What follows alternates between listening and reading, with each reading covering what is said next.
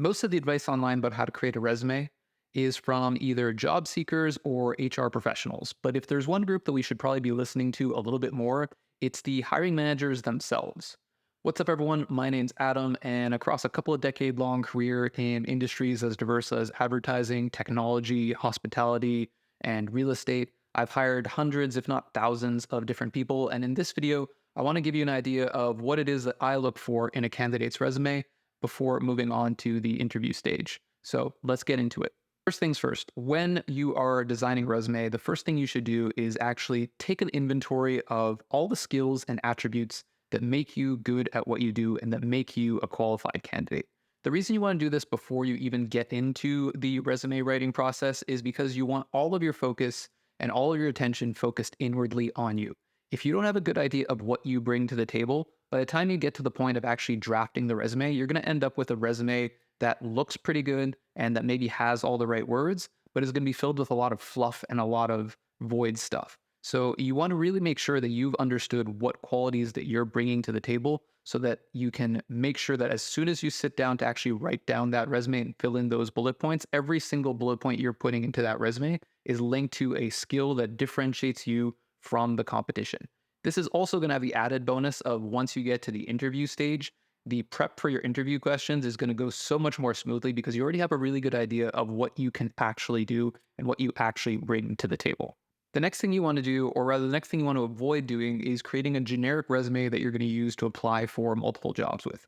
The reason I suggest you avoid this is because if you do create a generic resume, then the temptation to just kind of send that one generic resume to every job you apply to is going to be far too great. Even if you just tweak a couple of words here and there, that's just simply not enough. What you want to do is you want to make sure every single resume you send out is tailored to the job that you are applying to. And this is going to make a huge difference when it comes to comparing your resume to everyone else's, because what everyone else is doing is exactly that. They're just creating a generic list of skills that they have that may or may not actually apply to the job that they're applying for. So as someone who's reviewing the resume, while there might be some gold nuggets in there somewhere, I have to sift through a whole bunch of stuff that's completely irrelevant to the job that I'm looking for in order to find them. Whereas if your resume is really focused specifically on those skills that apply to the specific job that you're applying for, your resume is really going to stand out because it's going to seem that much more tailored, right? It's going to seem like you are the perfect candidate because I'm not being distracted by all this other stuff that is irrelevant to what I'm looking for. Every single point on there is meeting the criteria of what I'm looking for. So even if you're not the most qualified candidate in the world, the fact that your resume makes it seem like every point in there is related to what I'm looking for, you're going to seem like a perfect fit. And really, that's what the resume is there for, right? It's there to make sure that the fit between you and the employer is good enough that they can bring you in for an interview and you can sort of move forward in the process. Now, the best way to make sure that your resume is a perfect fit for the job that you're applying for is to spend a lot of time going through the job description. Now, reading job descriptions is a little bit of an art in and of itself because job descriptions, like any type of corporate document, tend to get bloated. They tend to get loaded with gobbledygook and corporate speak and all kinds of jargon. And trying to parse through that to figure out what employers are actually looking for is something that you need to kind of get really good at.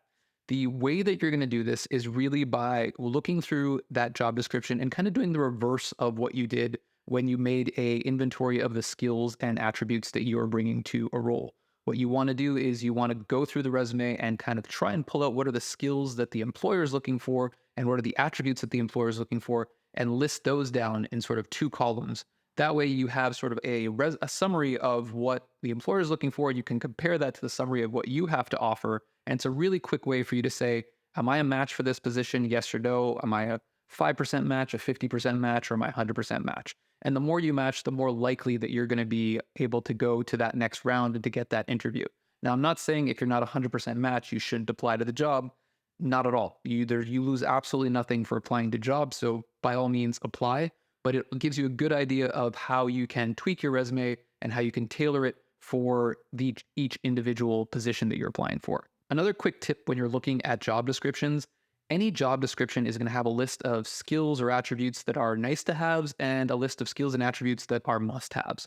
Now, no job description is going to come out and tell you these are the things you absolutely have to have and these are the things that would be nice if you did have them. But there is a little bit of a way that you can figure this out on your own. And the easiest trick that I can offer is if you're reading through a job description and part of the job description looks like it has been copied and pasted from a template, then there's a good chance that the things that are in that portion of the job description are nice to haves, meaning that those are sort of the generic things that the company is looking for and that they would like to have in their employees. The things that look very specific to that specific job and look like they were created just for that one specific job description, those are the things that the hiring manager has put into the job description to say, these are the things that the candidate that I hire absolutely must have. If a candidate has everything in the must haves column, but is missing a couple of things in the nice to haves column, there's still a really good chance that you would move on to an interview, because the reality is finding someone who checks all the boxes in the must haves and in the nice to haves almost never happens. So hiring managers are going to look first and foremost at the things that they absolutely need in the position they're looking for. And if there's a couple of things that you don't have in that nice to haves list, so for example, if you don't have the requisite number of years of experience, you often see job descriptions saying 3 to 5 years of experience. If you don't have that, you have 1 to 2 years instead, but you have all of the skills that are listed in the body of the job description, that's still something that could be appealing. Or for example, if it says you have to have a degree in such and such a field or related, the definition of related is going to expand a whole lot depending on how closely you hit all those other must-have points that are in the job description. So take a look at that. And when you're tailoring your resume, make sure you really focus on those must-have points. And those are the points that are going to be unique to that individual job description. The next thing you want to look at when you're building your resume is what type of resume you're going to be creating. Now, most of us are familiar with the chronological resume, which is the one that you see most often. It's the way that, for example, your LinkedIn page is organized with your most recent experience at the top and then working in reverse chronological order back to your furthest experience away from the current date. So that's a chronological resume, and that is probably representative of, I don't know, 95% of resumes that are out there and 95% of resumes that most companies are going to be receiving. But there's another type of resume which is a little bit less common, but that can be really useful and is not something that you should shy away from, especially if you fall into one of the categories of people who could really benefit from it. And that is what's known as a functional resume or a skills-based resume. And the difference between a chronological resume and a functional resume is that whereas a chronological resume organizes your resume in date in terms of most recent to furthest away, a functional resume organizes things based on skills. So you would list each and every skill that you have to bear, and then under the heading of that skill, under there, you would include where you acquired that skill, as well as examples of how you demonstrated that skill. The advantage of a functional resume is that, especially if you don't have a really long period of time under your belt, if you're just coming into the workforce, you don't have a ton of work experience, you can still create a resume that looks fully fleshed out by using a functional style resume, because you're not limited to just using your actual job title as a heading. So everyone has at least 3 or 4 skills that they can bring into a job. And so you can use those as the headings for your resume. And then you can take what would otherwise be sort of a very empty resume and you could replace it with something that looks much more fleshed out. And it'll be easier for the recruiter or the hiring manager to look at that resume and say, okay, I see how this can relate to what I'm looking for in the position that I'm hiring for. That being said, if you do have sufficient experience and you have a chronological resume that does look well filled out, I would suggest sticking with a chronological resume, just because that's what recruiters are more used to seeing and they're more comfortable with it. And the less you can rock the boat when it comes to formatting, the better off you'll be. And I'll talk about this a little bit more later in the video. The next thing you want to do when creating your resume is you really want to try as much as possible to put yourself in the shoes of the hiring manager who is going to be looking at this resume. You need to think to yourself, what is this person going to be going through when they actually read this? And you need to understand that a recruiter or a hiring manager, by the time they have seen your resume, have probably seen several hundred other resumes in that same week, if not, that same hour, right? So you need to make sure that the information you're presenting is making the hiring manager's life as easy as possible. If they're looking for a fit between your skills and what they're looking for, make it super clear to them what those skills are. Go as far as saying, take the skills that you know they're looking for based on the job description and actually bold those. Find a way of highlighting them in your resume so they don't have to work hard to see, okay, this person is a great fit. This might seem like overkill, and I know a lot of example resumes don't have this kind of thing on them. But the reality is, when you have seen hundreds, if not thousands, of resumes and you're just going through these, it is really easy to miss a candidate who might otherwise be exceptional just because you're so tired and you kind of just miss the important bits of their resume. So you have to make sure the most important parts are highlighted. And this is yet another reason why you want to make sure that anything that's not relevant to the job is not in there, because it's just an opportunity for the hiring manager to get lost in your resume and not see the things that you really want him or her to see. The other thing that's going to make you stand out a lot from the crowd is if you can actually quantify the things that you're putting into your resume. If you have any work experience and you can talk about what impact you've had to that business from a quantifiable perspective, how many sales you made, whether there was an increase in revenue when you were doing a specific job, if you were answering phones, if it was something as simple as answering phones, and you're able to estimate that, the amount of time people are waiting on hold dropped from 60 seconds to 30 seconds, you can put on your resume that you reduced wait times by 50% through efficiency. Anything that you can do to put a hard number on something is going to really stick out to a hiring manager, because it tells them two things. One, it tells them you're the type of person who thinks through how their actions are going to be impactful to the business that they're working for. And the other thing it does is there are so few people that actually do this, that putting these numbers into your resume will really just set you apart from the vast majority of other applicants who are going to be just kind of putting things in there that are sort of qualitative or vague and not very concrete. So using hard numbers whenever you can is yet another thing that will really make you stand out from the crowd. Going back to putting yourself in the shoes of your audience, when you're writing your resume, remember who you're writing to and try and think of what they know and what they don't know. What that means is, if you have a job that is a completely self-evident job to anyone who's in that industry, you don't need to spend a lot of space in your resume explaining what that job is.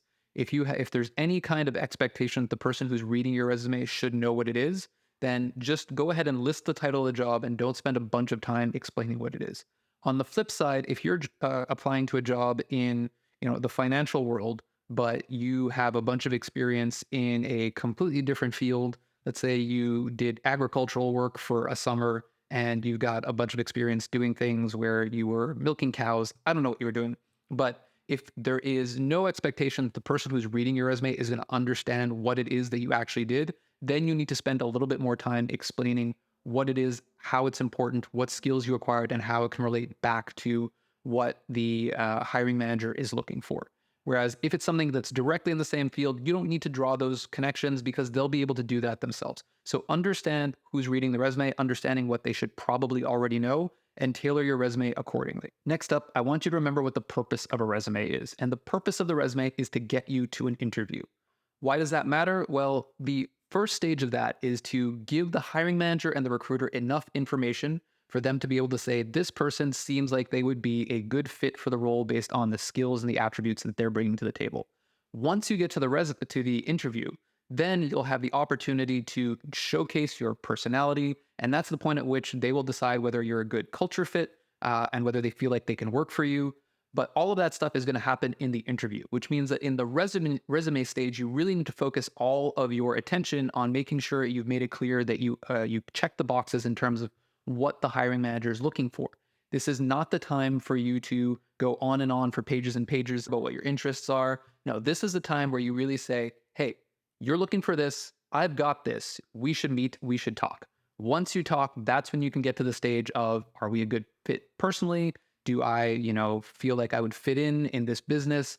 Do you get the right vibe for me? That's all stuff that you're going to deal with at the interview stage. In the resume, just stick to the basic facts and qualifications that make you a good fit for the role on paper. Next up, and I want to be really, really clear on this because this is something that is so simple but so important. You need to be obsessive with the quality of your resume when it comes to small, silly mistakes and typos. And the reason for this is, again, if you put yourself in the shoes of a hiring manager and a recruiter, they are literally seeing hundreds, if not thousands, of resumes pass over their desks in a day, and they're looking for reasons to disqualify candidates. And so something as silly as a typo in your resume, that's going to set up a red flag, set someone to thinking, okay, if they made a mistake on a document as important as their resume, what kind of work are they going to be doing once they work for me? And so any excuse that you can give someone to say this is not a good enough candidate is something that hiring managers will jump on, and they will say, nope, not interested. In fact, there have been studies that have been done asking executives what number of mistakes it takes in a resume in order for them not to consider hiring a candidate.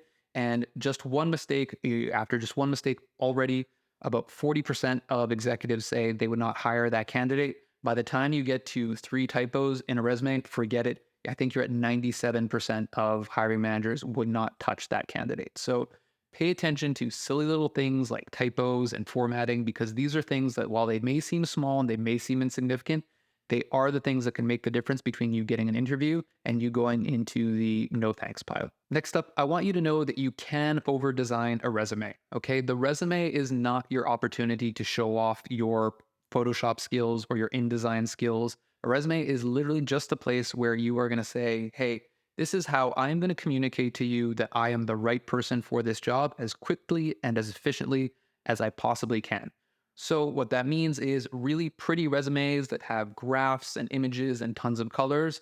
Those are going to be more distracting than anything else, and they're probably not going to help you get any job. Now, you might say, well, what if I'm going for a job where creativity is important? Or what if I'm going for a graphic design role or something like that?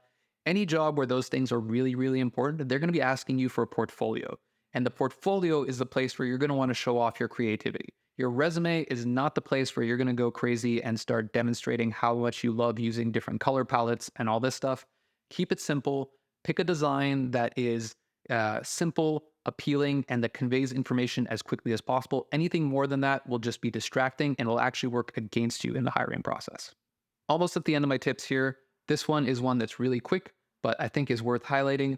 Unless someone is specifically asking for it in the job description, don't include your GPA or your grades in your resume. The reality is, outside of your very first job in certain very specific professions or disciplines, no one actually cares how well you did in school.